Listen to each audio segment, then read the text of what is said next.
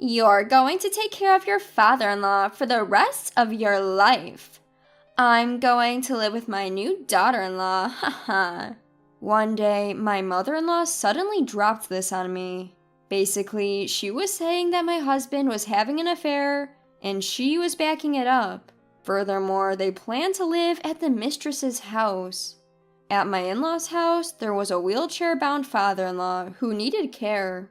Despite this, my husband and his mother went to the mistress's house. What they did was, of course, unforgivable. However, I couldn't just leave my father-in-law behind and leave. As I wavered, my father-in-law finally stood up. My name is Linda, 30 years old. I married my husband Bob, and it's almost our 3rd year. At first, we got along so well, but now we don't talk as much. Is this what they call getting used to? The more you know each other, the more your love stabilizes, and you end up seeking a more stable life. There was no problem with our marital life, but it could be described as unstimulating. Plus, about a year ago, my husband's job got busy, and he started to work overtime. Business trips, which were almost non-existent before, have become a few times a month. However, he always covers the living expenses, and I have a job too. I can't always worry about him. Sometimes when he comes home early, we have dinner together and make up for the lost time. From the outside, it may look like our marriage is cooling down, but that's not the case. This is the shape of our marriage. This unchanging married life was our norm. Then, one day, when I finished work and came home, my husband was already there. Usually, he doesn't come home until after 10 p.m., but it was still 7 p.m. "Welcome back." To his greeting, I asked back, "Bob, you came home early today. Didn't you have to work overtime?" "That's not the point. My father had an accident and is in the hospital." "Wait, your father?" According to my husband, his father had an accident on his way to work at his own company when a car ignoring the red light crashed into him. Fortunately, he didn't have any fatal injuries, but he was left with paralysis in both legs and one arm, forcing him into a wheelchair-bound life. "My father-in-law had an accident? You've got to be kidding. My father-in-law, who loved hiking and fishing, is now wheelchair-bound? That's too pitiful." My father-in-law was an outdoor enthusiast, and he often took my husband and me to various places. He treated me like his own daughter and always said, "If you ever have any problems, feel free to rely on me." Such a father-in-law had an accident? It was hard to believe. My father-in-law was running his own company, but my husband works for a different company.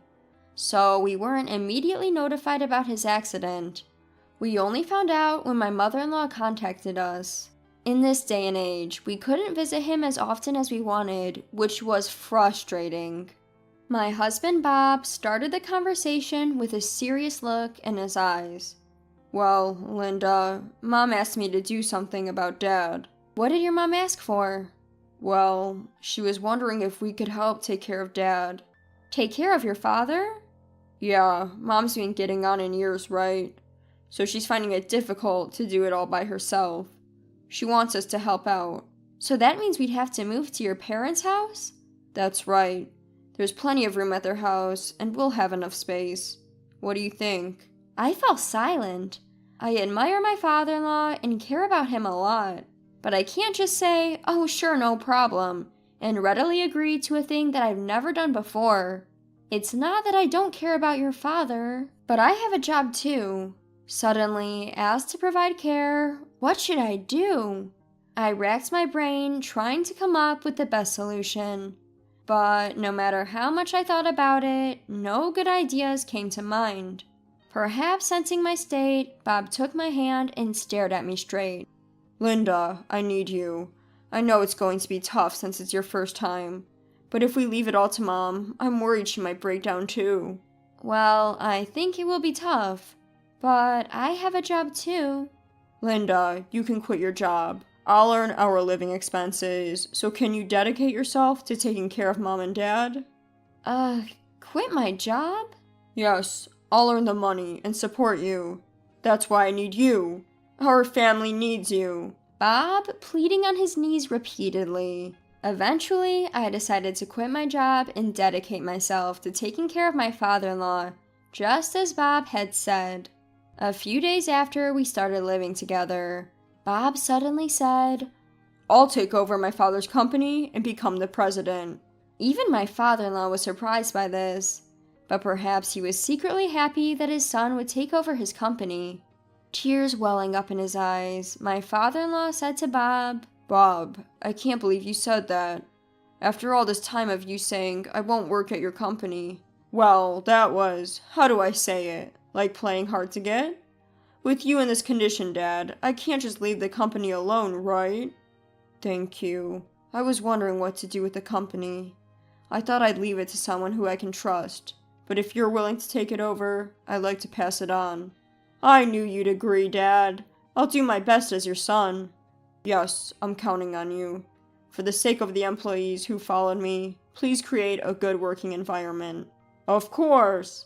So, Bob took over his father's company, and my father-in-law moved from the president to the chairman.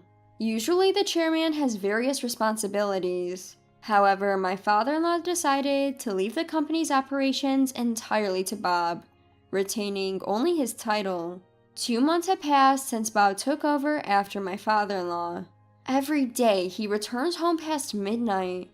At first I thought he was just busy with unfamiliar work and kept working overtime, but every night of overtime work is surely too much. What further aroused my suspicion was my husband's peculiar scent. That day I was unable to fall asleep, and as the late night hours rolled by, I was still wide awake. When I got up to drink a glass of water from the kitchen, I heard the front door open. I quickly moved towards the entrance, and the moment I greeted him with welcome home, I smelled the scent of soap coming from my husband. Upon seeing me, my husband opened his mouth with a surprised look. Why are you up at this hour? I couldn't sleep. Bob, you've been coming home late as usual. Well, I can't help it, can I? I've taken over my dad's business, and there's a lot I don't know. I see. You must be having a hard time. I'm tired. I'm going to bed. As he tried to leave, I smelled the scent of soap again. On the spur of the moment, I grabbed his arm and interrogated him with a stern tone. Bob, who do you usually work overtime with? What? Why the sudden question? No, it's just, I noticed a nice scent coming from you. Why the hell should I know that? I'm working my ass off. Don't ask me about such petty things. His facial expression was more irritated than ever. His attitude only served to amplify my suspicions. As I struggled with how to press him further, Bob let out a sigh. Seriously, can you stop with that? I come home tired, and you interrogate me as soon as I get back.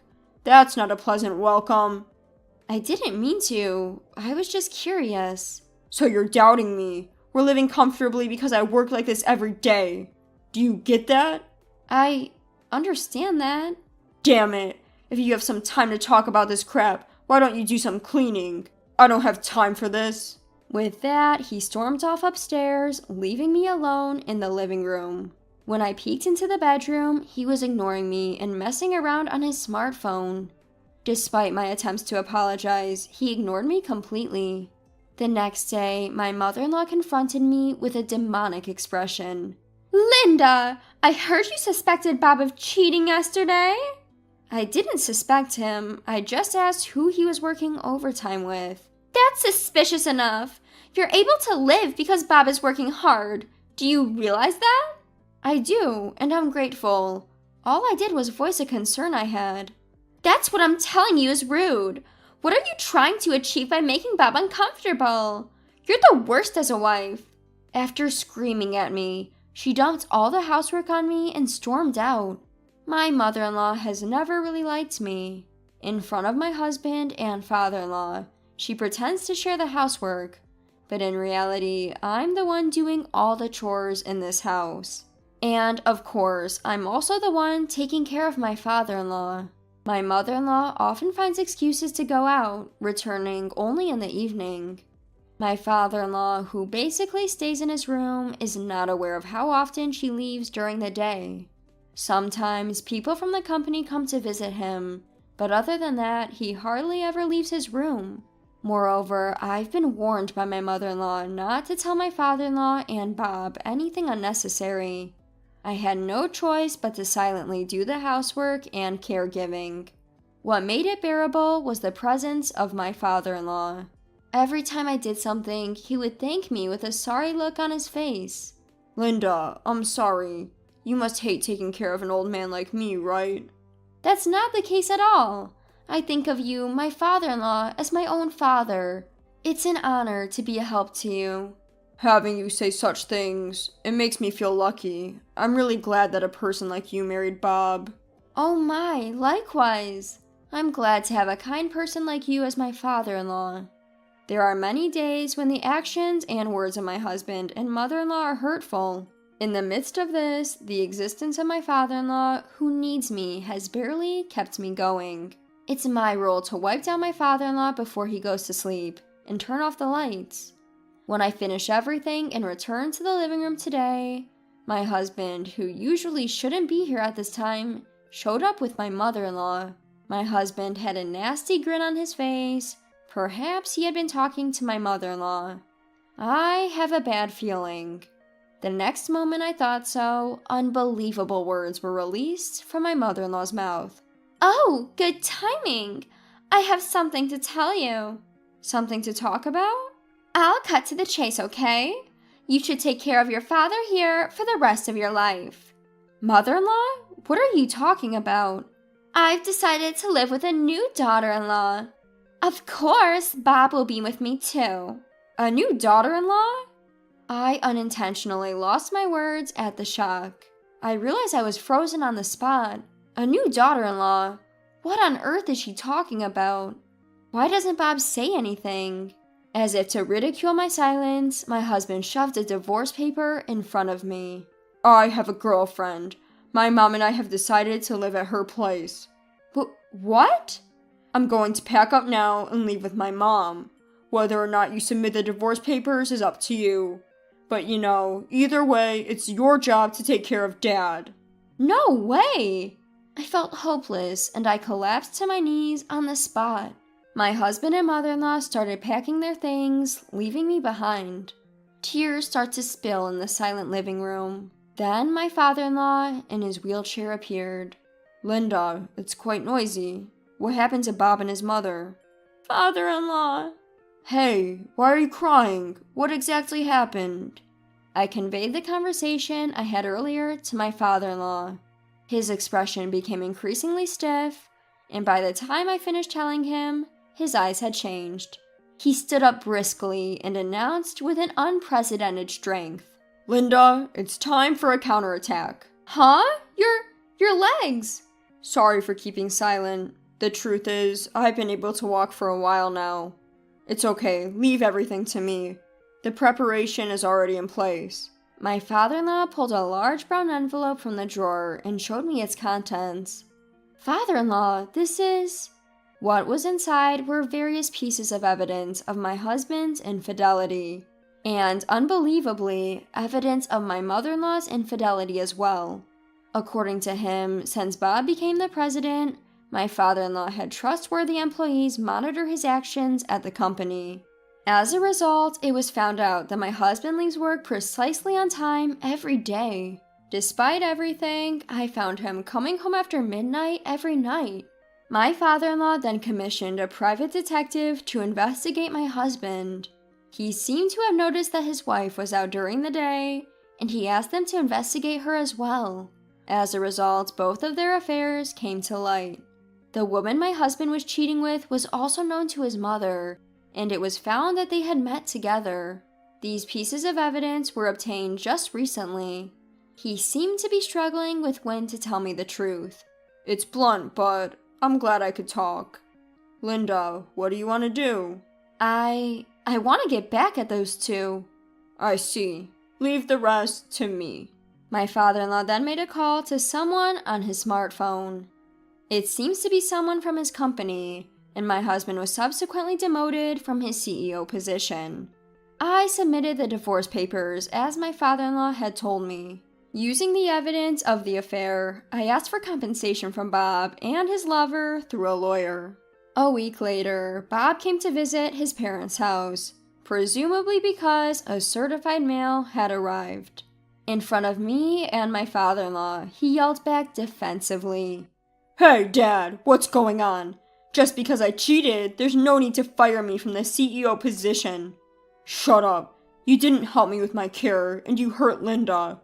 It's a million years too early for a scumbag like you to be in a leadership position." "What?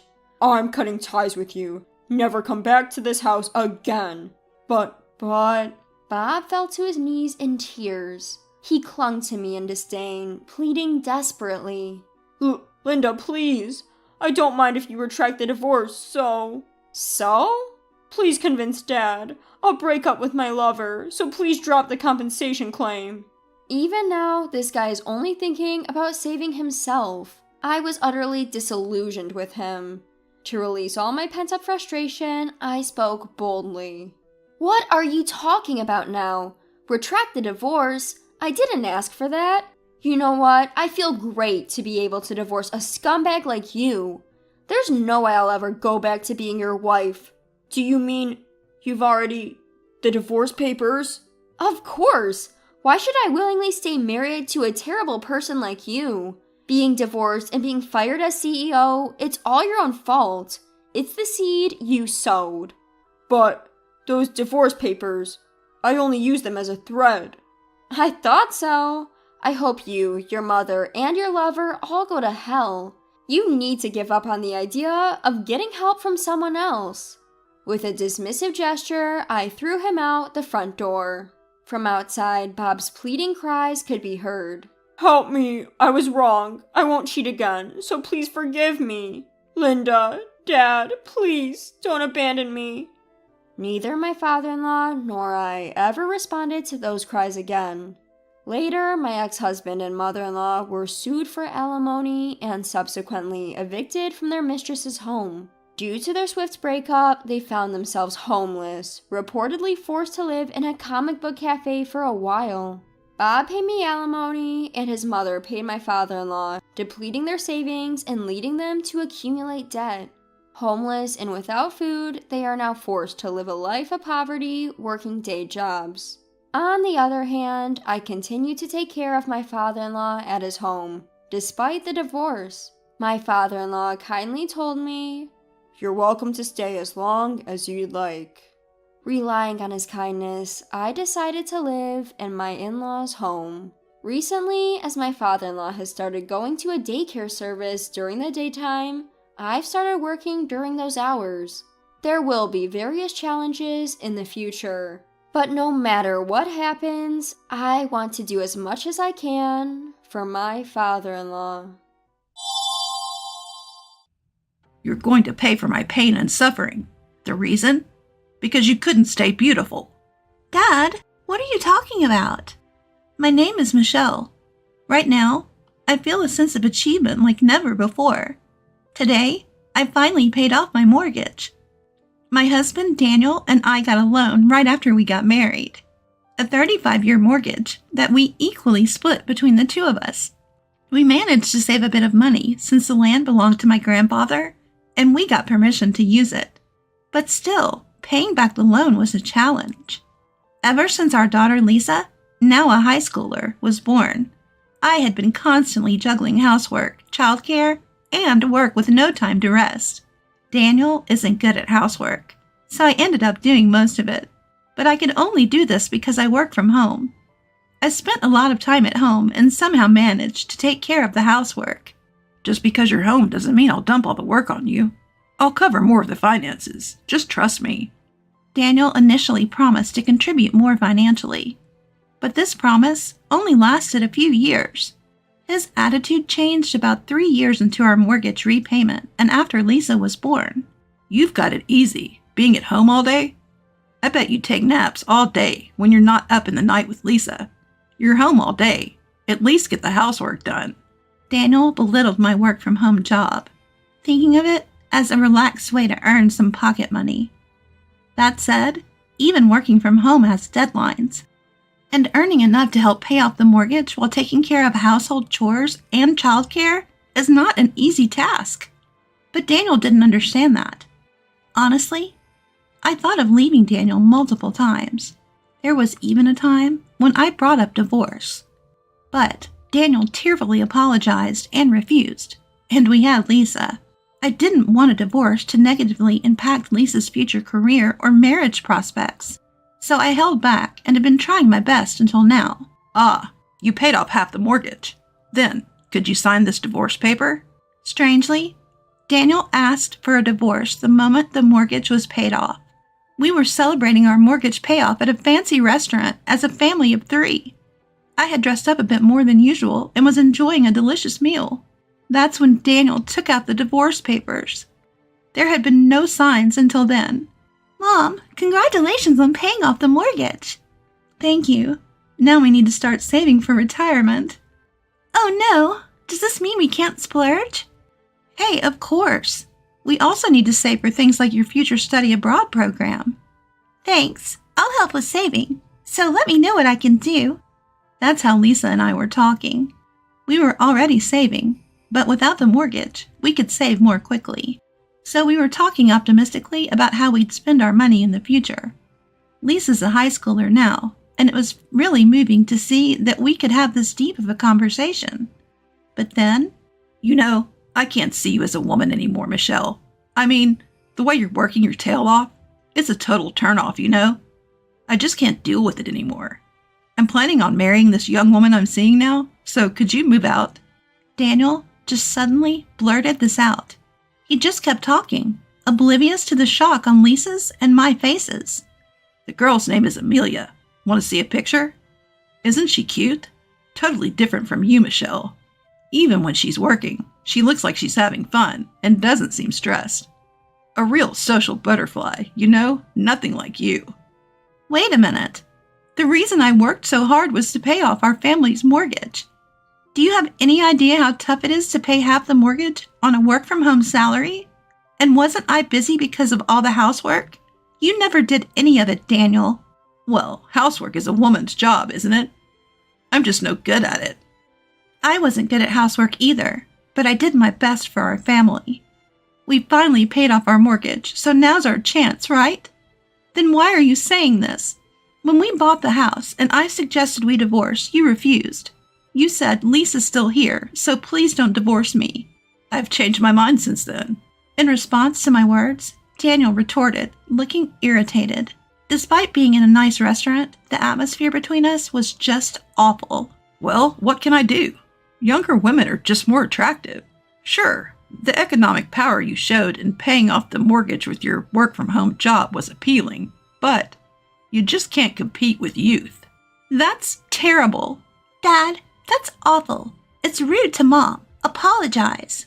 Lisa doesn't get it yet, huh? But you get it, right, Michelle? Women are like appliances. Newer models perform better, and everyone wants them, right? Comparing me to an appliance? How rude. Well, I don't have any feelings for you anymore, so it's only natural that I say rude things, right? And as for not divorcing, for Lisa's sake, well, I might have said that at the time, but that was just an excuse. Daniel was saying some unbelievable things, but before I could even comprehend them, he kept going on with his arguments. At that time, I thought it would be better to use Lisa's name to prevent a divorce. I thought that it would make you reconsider. But in reality, I wasn't thinking about Lisa at all. I was just refusing to let go of someone who would do the housework for me. Can you really say that in front of Lisa? What kind of parent are you? Huh? What does being a parent have to do with anything? I've always prioritized myself. I'll sacrifice myself for my child's sake. That's just self-satisfaction, right? Don't drag me into that. What Daniel was saying was unbelievable. Sure, Daniel had always been a bit selfish, but I thought he was still fulfilling his responsibilities as a parent. I never imagined he would say something like this in front of Lisa. Well, look, I feel bad about leaving a woman your age all alone, just like you. That's why I'm giving you all our assets. Daniel said. Dad, what are you talking about? You just told me to leave a while ago. Lisa retorted. That's why I'm saying I'm giving you the money, but in exchange, I'm taking the house. Consider it as alimony, Daniel stated. Alimony? Why would Mom have to pay that? Shouldn't you be the one to pay for having an affair with a younger woman? Lisa challenged. It's not like that, Lisa. Your mom is at fault here, too. Let's see. The reason for the alimony can be the crime of not staying pretty, right? Oh, and let's add the crime of prioritizing daughter over husband. Daniel laughed out loud, taking a sip of his drink.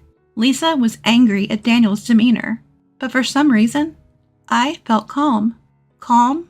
Or perhaps my thoughts were just frozen because I couldn't comprehend what was happening. It was beyond my understanding. Daniel felt like an alien to me.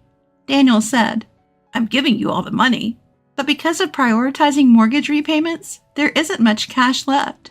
Yet he plans to give that away and keep the house for himself? And the alimony is for not being able to stay pretty and for prioritizing Lisa? I can't comprehend what he's saying at all. I was desperately trying to figure out what to say to this alien like Daniel. I guess involving lawyers and our parents would be realistic. I was about to speak when Lisa beat me to it. By the way, Dad, is this young woman you're talking about the one living about 5 stations away from here? She's a bit older than me, right? You met her about 3 months ago, didn't you? What? How do you know that, Lisa? Ignoring our surprise, Lisa went on, looking at her smartphone. Well, you see, my friend's dad also got involved in a similar trouble recently. A woman suddenly approached him saying, "Look at me, not your wife." But that dad promptly discussed it with his wife, so they could see through the woman's intentions and kept her at bay. Unlike our dad, he was wise. Lisa, how can you talk to me, your father, like that? Daniel was fuming. What? I'm just telling the truth. By the way, I heard that the situation at my friend's house was also quite difficult. The relationship between the couple was strained for a while. But what's important is what comes next. It seems this Amelia lady targets all men who have girlfriends or wives. What? What do you mean, Lisa? What are you saying? I was confused. Watch your words about Amelia. I won't forgive you, even if you're my daughter. Daniel threatened, but Lisa remained unperturbed. She then showed a few photos from her smartphone. Look at this. The first photo is of my club senior being approached by her. The second is a classmate of mine being approached. Both of them have girlfriends, and she told them, "Look at me, not your girlfriend." What? What does that mean? Well, she seems to enjoy stealing other people's men. She doesn't like Dad. She just likes the thrill of stealing. Lisa revealed. Daniel seemed shocked by Lisa's words. He was silent for about a minute, just staring blankly. But eventually, he seemed to regain his senses. He retorted back at Lisa with a desperate expression. No, Amelia isn't that kind of person. Don't spread such lies. I love her, and Amelia loves me too. Stop making false accusations just because you're a high schooler. Even high schoolers know a thing or two, you know. The one who doesn't know anything is you, right, Dad? What was the reason for alimony again? The sin of prioritizing your daughter over looking good? What is that? Some new kind of stand-up comedy joke? It's not funny at all. What the? That's no way to talk to your parent. You're being disrespectful. Then, Dad, you're being really rude to Mom, aren't you? Claiming alimony for weird reasons? I mean, the house is in Mom's name, right? And about the mortgage, Mom was the one who paid more under the guise of child support, right? The contributions to the household chores are also vastly different. If you really want to divorce, you should pay the cost of the house, which is under Mom's name, right? Of course, that includes the full price of the land. And the one who should leave the house after paying the alimony while having fun with Amelia is you, Dad. At Lisa's words, Daniel seemed to be lost for words. Perhaps somewhere in his mind, he realized he was at a disadvantage. However, he didn't seem to want to admit it at all. He argued back desperately at Lisa. You just don't want a divorce and are making stuff up. Amelia has a stealing husband hobby, huh? It's useless to try to trick me with such lies. Amelia told me I was her destiny. Yeah, whatever. It seemed Lisa had no interest in Daniel's rebuttal. She was looking at the menu excitedly, wondering what was coming next. On the other hand, Daniel, his face turning red, continued to complain to Lisa. Amelia and I are bound by true love. And you guys are the devils trying to interfere with that. You could even pay the alimony as an apology for that. Oh, wow. Really? I didn't know that. Amazing. You really know a lot, not being a high schooler and all. If you insist on that, why not involve a lawyer? What? I mean, you think you're right, don't you? But Mom won't be able to accept such an absurd claim, right? Well, yes, that's true. I think it's impossible to accept such a nonsensical claim for alimony, but... Great then. Great. Well then, let's at least fill out the divorce papers. We can get the seal when we get home, right? And we'll submit it tomorrow. Then we'll get a lawyer involved for alimony and property division at a later date. All right, it's settled. Now it's about time for dessert. I'm looking forward to it. I was initially taken aback by Daniel's incomprehensible statement, but his words gave me courage. Regardless of what kind of woman this Amelia was, I could no longer love Daniel. Daniel, too, wouldn't be able to live with us from now on. If that's the case, there's only one thing to do. All right, I'll sign it then. I signed the divorce papers that Daniel had brought. The three of us then silently finished our last dessert and left the restaurant. The following day, the three of us went to the city hall to submit our divorce papers. The divorce was successfully finalized, and Daniel and I started living in separate weekly rental apartments. Of course, I was with Lisa. After a while, we each hired lawyers and started discussing the divisions of assets and alimony. However, there was no lawyer who would acknowledge Daniel's claim that I couldn't stay beautiful and I prioritized our daughter over him. Daniel's liability was recognized. Even Daniel, who had refused to listen to Lisa and me, seemed weak when spoken to by a lawyer. In the end, he honestly admitted his fault. Ultimately, the divorce was finalized with Daniel renouncing his share of the property. Also, the house would now solely be in my name. This seemed to have been influenced by Daniel's long-standing neglect of household chores. In any case, it turned out to be the best result for Lisa and me. Oh, I don't need any money. I've got Amelia. You guys can just cling to that old house once you finish your 35-year mortgage. I'm starting a new life. Daniel was bluffing like that till the end. However, unfortunately, Daniel was not able to start this new life. As it turned out, that young woman was just as Lisa had described. Amelia, it seems, likes to toy with men who are already in relationships or married. So Daniel got dumped as soon as we separated, apparently because she lost interest.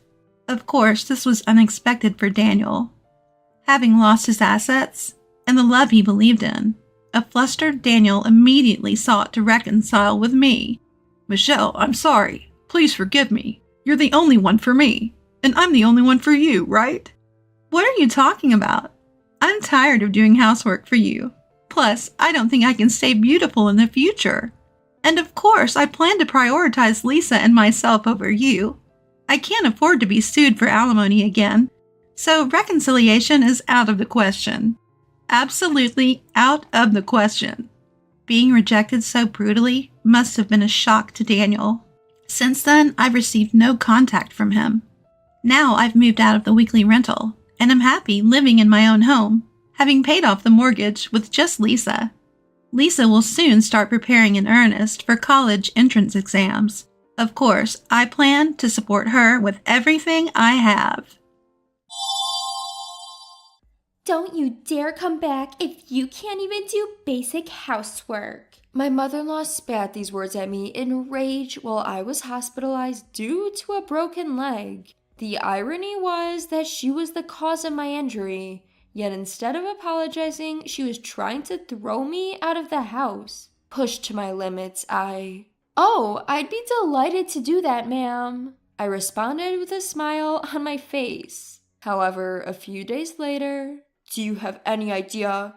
Mom, did you not know about Emily?" Upon hearing the truth revealed by my husband, my mother-in-law turned as pale as a ghost. My name is Emily Johnson. 3 years ago, I got married to Alex, whom I met through a mutual acquaintance. Alex's family runs a diner managed primarily by his mother. His father passed away at an early age, and his mother single-handedly raised him, which I'm sure was a tough journey. Initially, I deeply respected my mother-in-law. But that didn't last for long. Even after getting married, because Alex wanted me to continue working, I didn't quit my job.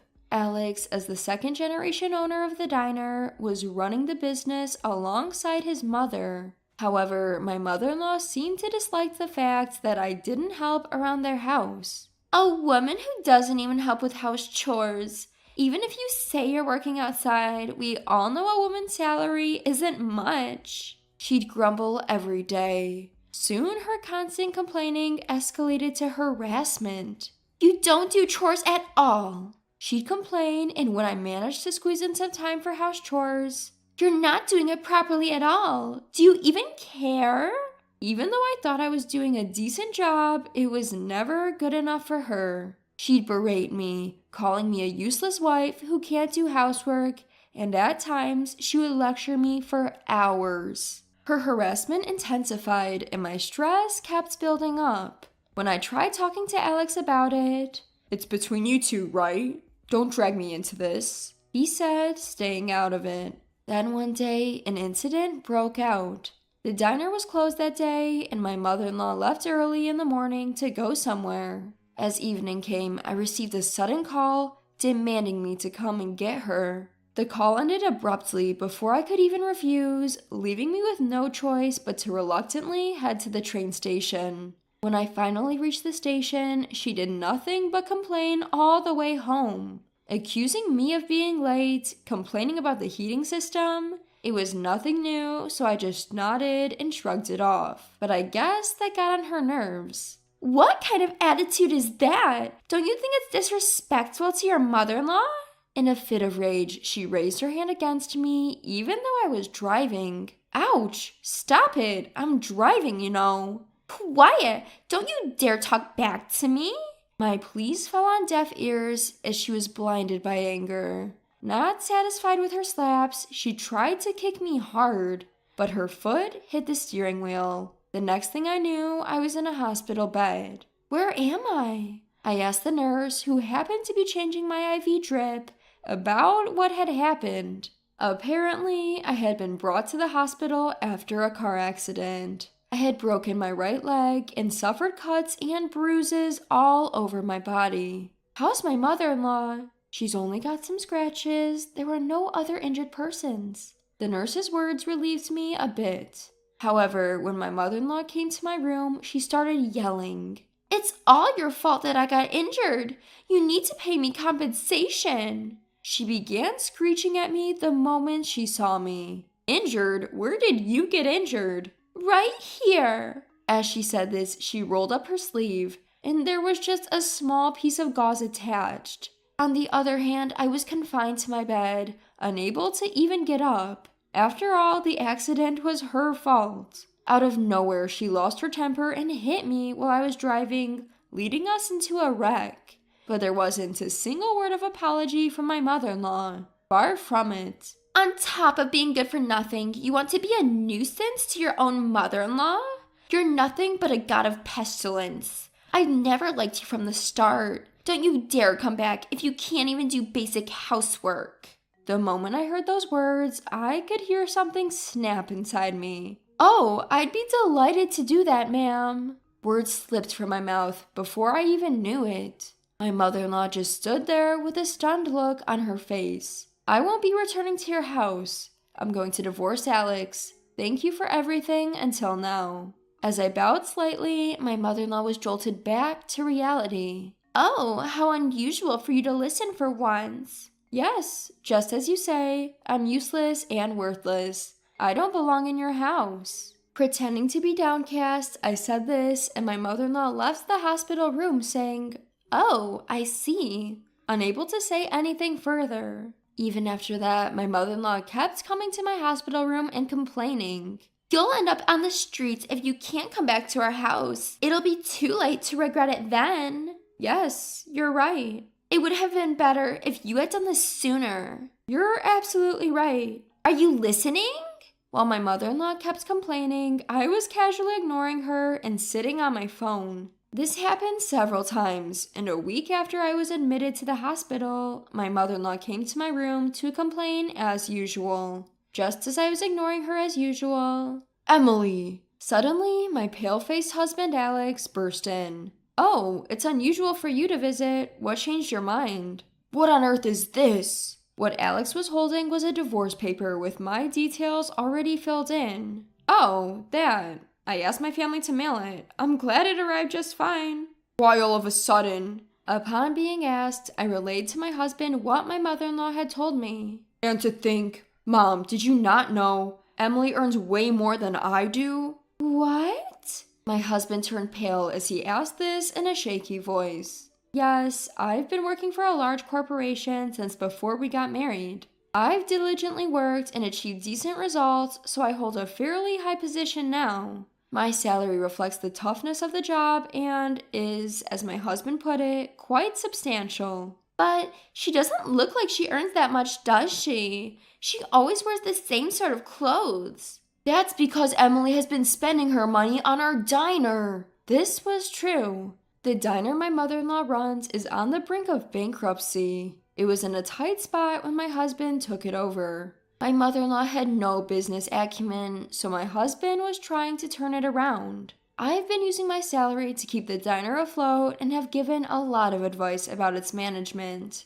We managed to escape the worst situation, but without my salary, the diner would probably go out of business soon. No, it can't be true. There's no way that useless woman could do such a thing. My mother-in-law was flustered and still seemed unable to believe what she was hearing. So I showed her my phone, which I had been using until just a moment ago. What is this? It's the data recording of your diner's performance, and this here is my pay stub. My workplace has digitized our pay slips. My mother-in-law stared at my phone and slowly turned pale. No, that can't be. Also, I should mention that I've already consulted with the police about the accident you caused. What? At my mother-in-law's utterly shocked expression, I could only sigh in exasperation. Since an accident occurred, of course the police will conduct an inquiry, right? So I've reported everything exactly as it happened to the police. I've also submitted the dashcam footage. Why would you do that? From your reaction, it seems you're aware you caused the accident, aren't you? There's a chance you could be held criminally liable, but if you admit it, you might get off with a lighter sentence. After a while, my mother-in-law started trembling, and then, to my surprise, she knelt before me. I'm sorry. I had no idea we were living off your money. I'm sorry about the accident, too. I'm reflecting on my actions. Please forgive me. My mother-in-law changed her attitude right away. Until now, she never uttered an apology. Is it that easy to say sorry if it means she gets off the hook? The sight of her is pathetic. It makes me more disgusted than angry. Emily, Mom's really sorry. You'll forgive her, right? My husband, Alex, said this in a near sob as he laid his hand on my mother-in-law's back. She looked up at him with tearful eyes, and he nodded back reassuringly. Watching them trying to garner sympathy, What are you saying? I will never forgive you guys. Huh?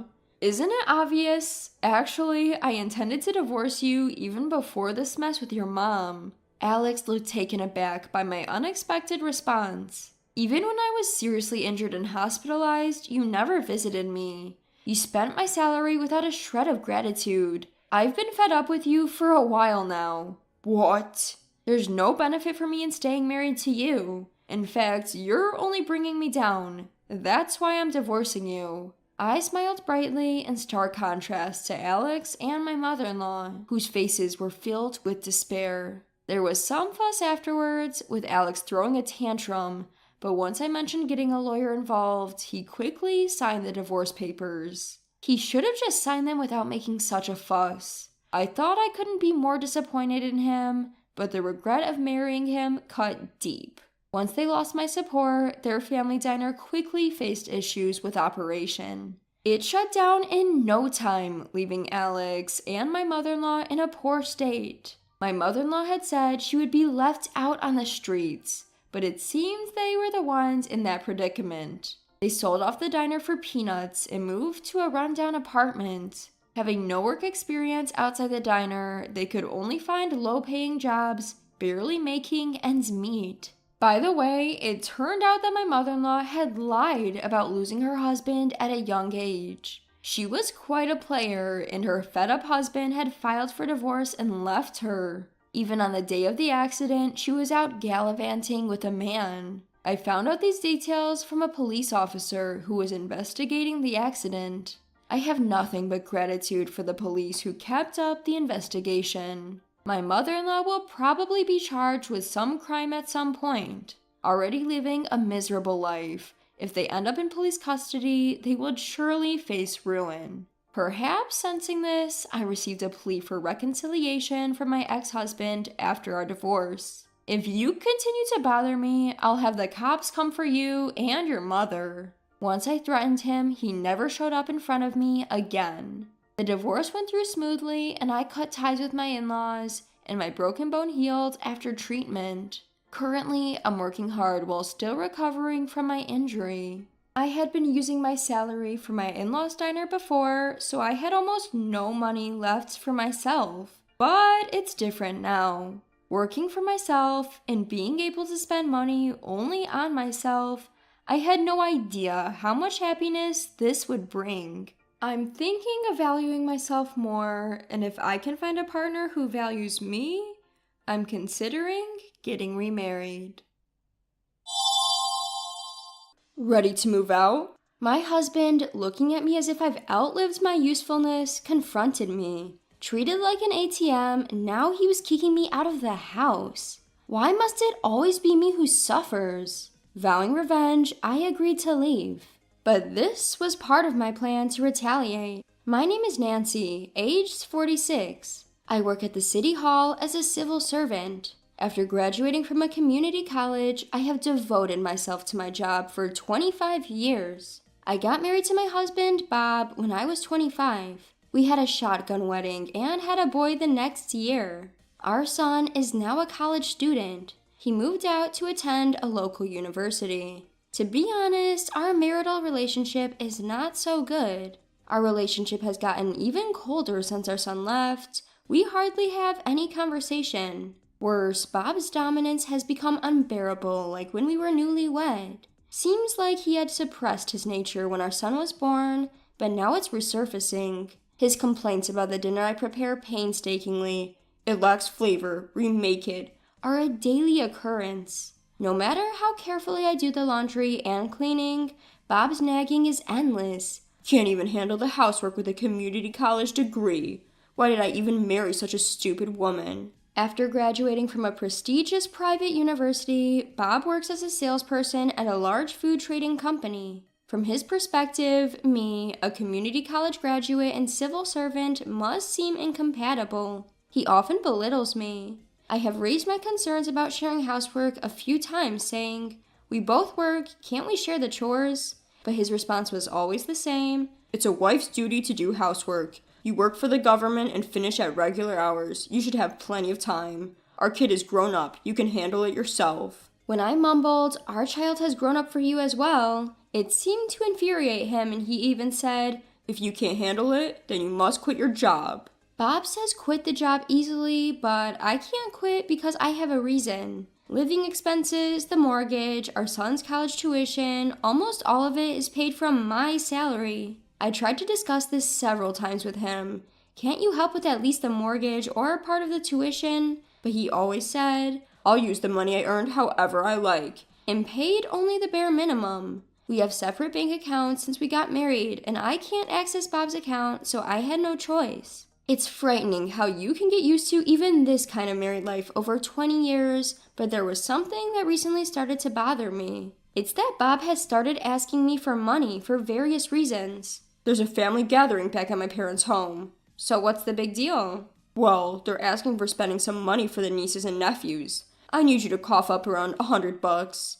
He replied, and that was the start of it. I recognized the necessity of family obligations, but found it strange why he couldn't pay it by himself. Nevertheless, I had a clear vision of being insulted as a cold woman if I refused to pay, so I complied. But from that day, things took a turn. "My dad got injured and had to be hospitalized," he informed me. "Oh no, we must visit him soon." "No need for a visit. but can you spare around $400 for a get-well gift?" he said. On another day, he also said, "Some distant relative seems to have gotten married." Distant relative? From your mother's or father's side? Stop poking your nose into everything. We need around $300 for a wedding gift, so be prepared. Before I knew it, I was squeezed out of several $1,000s on top of our daily expenses. Trust in Bob was on a shaky ground, and my suspicion towards him only grew. He continued to solicit money from me, but I began to dodge his requests skillfully. This only led to Bob's temper souring and him taking his anger out on me. "Don't you want to contribute anything to your in-laws?" He raged whenever our paths crossed. I wondered why I had to endure all this. Sometimes I was on the brink of tears. Around the same time, I also started noticing Bob coming home late. Some days he'd return with a suspicious smell of perfume, and I even found a woman's earring in his shirt pocket. The word infidelity was looming in my mind. "You're coming home late. Are you busy with work?" "I'm not like you. I have to entertain clients and stuff. Must be nice to have a cushy government job." It felt like he was belittling the work I took pride in. "You just sit in front of a computer all day. Can't even say if that's work." He laughed scornfully. "Don't belittle me." There were times when I raised my voice without thinking. Our arguments became more frequent. I couldn't understand why he had to go this far. Despite me handling most of the expenses every month, I missed the old days. He used to be such a kind man. I can no longer remember what attracted me to my husband, Bob, and why I married him. Then there came that day. My dreadful hunch turned out to be precisely accurate. It was an unusual day when Bob got home early. "You're home earlier than usual today. I've got something to discuss." "Discuss?" I asked, confused. Suddenly, Bob bluntly said, "Get out of this house." Having suspected Bob of cheating for a while, I asked, "You want to be with your mistress?" He responded, "You catch on quick," confirming my worst fears. Women's intuition can be truly terrifying. According to Bob, his mistress was the owner of a bar he frequently used for business meetings. Unlike me, she was supposedly a charming and gentle woman. Plus, she was beautiful. "She understands me truly well. She has a kid, so we're going to live together here." He rambled on about his audacious plans, which I had no interest in hearing. I told Bob, give me one night to think, then retreated to our room. Behind my back, he coldly said, "Get out as soon as you can." After treating me like an ATM, now he wanted to kick me out of the house? The money he'd squeezed out of me must have gone to his mistress. The late nights at work for business meetings were probably lies. He might have been meeting his mistress after those meetings. Why do I have to suffer like this? Furious at Bob's lazy and unjust behavior, I decided to take action. The next morning, Bob asked with a snide tone, "Are you ready to move out?" I replied coolly, "I'll leave today." Seeing my refreshing attitude, Bob looked surprised but said happily, "Finally, I can escape this dull life. Having a beautiful woman in the house, even if it's just a place to sleep, is definitely better." "I'll take all my stuff with me." "That's what I need. Otherwise, we can't start a new life." Bob, with his smug face, referring to his new life and his mistress. To such a husband, I said, I want a divorce as my condition for leaving the house. I didn't want to end up as a pathetic wife who just accepts her husband's infidelity and leaves. I'm going to divorce this man. I pulled out the divorce papers I had prepared for a time like this. Visualizing his future with his mistress and overjoyed, Bob readily signed the divorce papers saying, "That's an easy thing." That afternoon, I packed my belongings and left the house. "I feel so refreshed." My husband, Bob, exclaimed loudly enough for me to hear at the doorway. His smug happiness was only temporary, I thought. I submitted the divorce papers at my workplace, explained the situation to my colleagues, and took a few days off. Since everything happened so abruptly, I hadn't been able to secure a new place yet. I decided to crash at my son's place for the time being. Seeing me after a while, he must have noticed my relief. He smiled relieved. "You finally ended it." "This is just the beginning. By the way, did you take care of that thing I asked you to do?" "Absolutely. Did exactly as you said." "Thank you." The curtains of my revenge had just been lifted. A week later, I received a call from a familiar number. No mistake, it was Bob. Or should I say, my ex-husband now. At first, I ignored his calls, but the incessant ringing forced me to answer. I took a deep breath before picking up the phone. What the hell is going on? He barked from the other end. It was the end of the month, a day when various payments were due. What are you talking about? This month's payments. What are you talking about? We're divorced. Where is my obligation to pay? What did you say? Yes, it's not surprising he was yelling. This month, neither the living expenses nor the mortgage were paid from my salary, and the amount must have shocked him. Our family home was located in a high-end residential area. The mortgage alone cost several $1,000s. How am I supposed to cover this amount? Your salary was...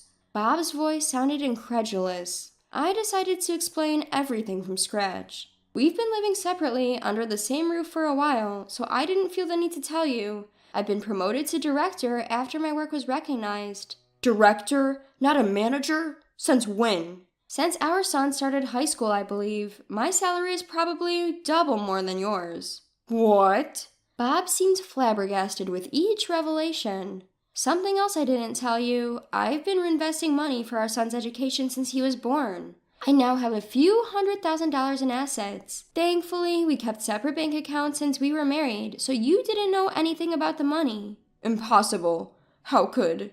I continued with my explanation. I had planned to divorce him sooner, but it was beneficial to keep him as a handy ATM machine. I managed to get him to agree to the divorce willingly.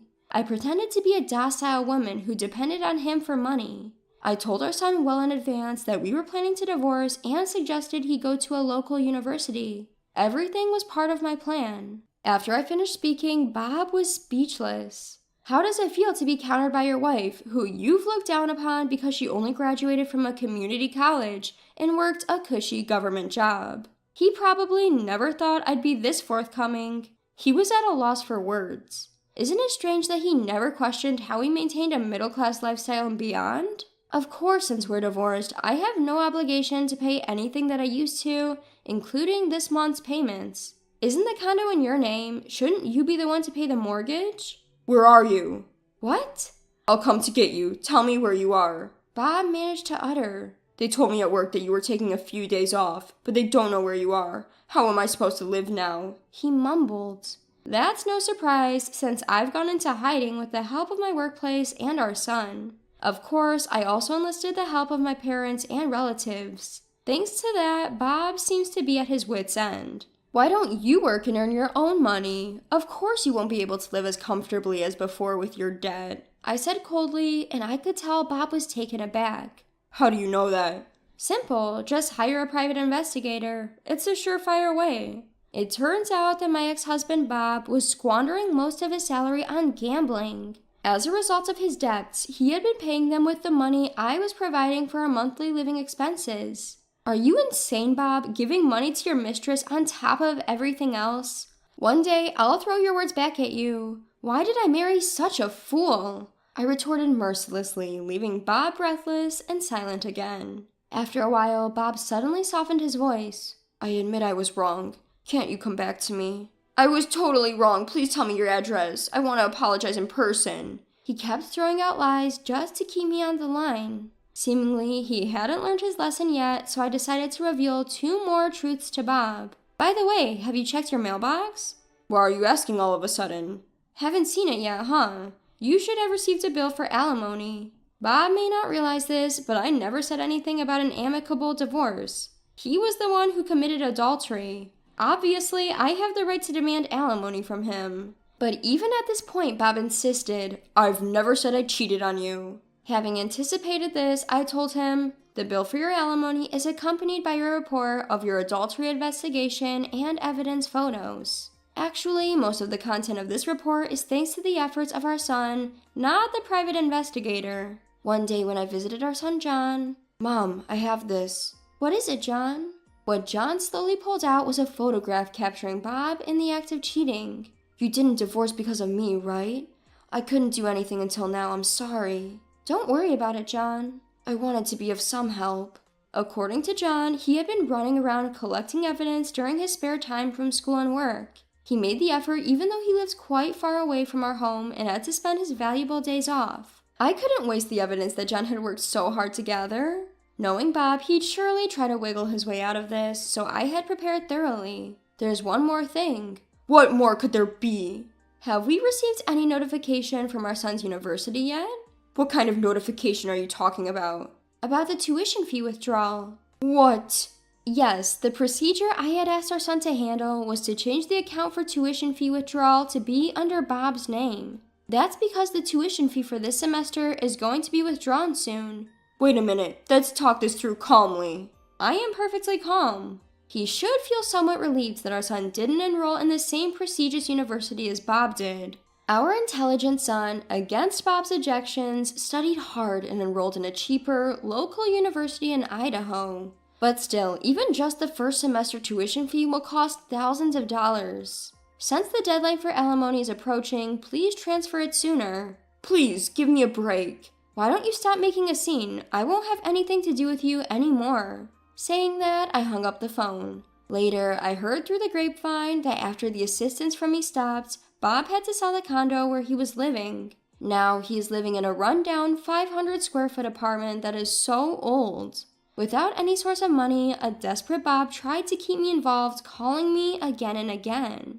I don't know what kind of woman his mistress is, but it seems she's not willing to help him. I heard later that apparently his mistress had even left him alone. I had a private detective track his mistress too.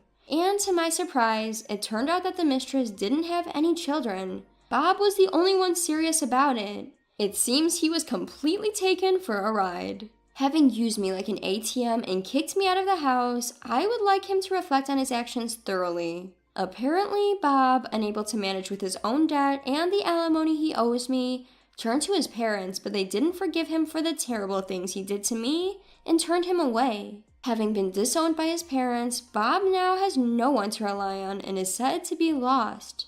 As for me, I have been finally liberated from all the trouble and am living a leisurely life. With the assets gained from investments and the alimony from Bob, I bought a newly built condo. On the weekends, our son comes to visit and we have tea and study together. Surprisingly, it turns out his dream is to become a public servant just like me. He's studying hard, taking my advice for the National Civil Service exam. Seeing this makes me very happy. I returned to my workplace and distributed sweets to my boss and colleagues who had supported me. What I have realized again through this experience is that if you work hard with sincerity, you will definitely be rewarded. I intend to keep this in mind and continue living.